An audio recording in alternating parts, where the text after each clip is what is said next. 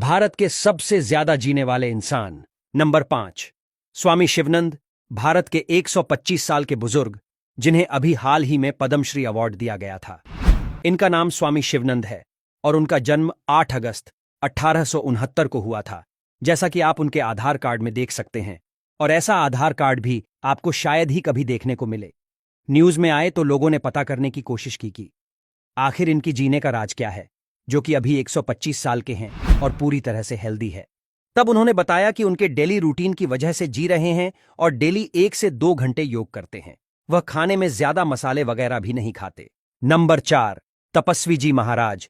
इनका जन्म 1770 में हुआ था और मृत्यु 1856 में हुई थी। यह 186 सालों तक जीवित रहे थे।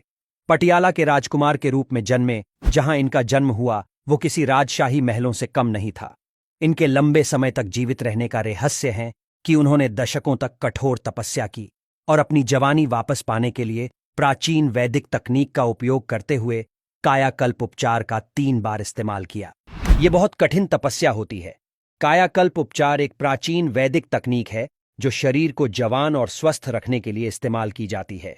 नंबर 3, देवराहा बाबा। देवराहा बाबा इंडिया के उत्तर प्रदेश से थे। इनका जन्म 1740 में हुआ था और मृत्यु 1990 में हुई थी। यह कुल 250 सालों तक जीवित रहे थे और इन्होंने बहुत अलौकिक सिद्धियां प्राप्त करी थीं।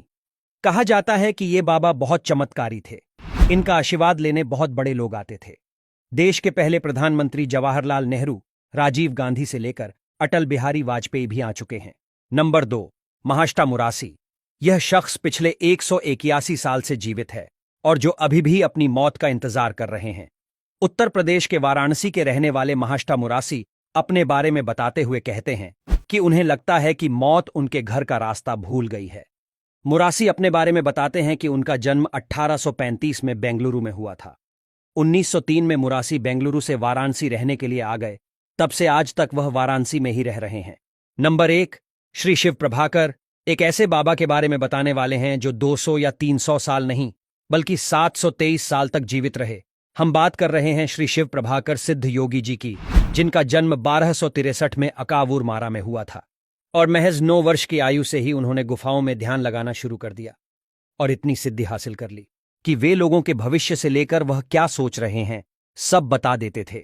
और यहां तक कि कुछ लोगों का कहना है कि जब बाबा ध्यान लगाते थे तो वे हवा में उड़ने लगते थे। अपने 723 साल के जीवन काल में उन्होंने अपने शरीर रूप को 17 बार बदला था। उनके पास इतनी ज्यादा सिद्धियां थीं कि दक्षिण भारत के 18 सिद्ध योगी में गिने जाते थे। 6 अप्रैल 1986 को उन्होंने केरल के पहाड़ों में समाधि ले ली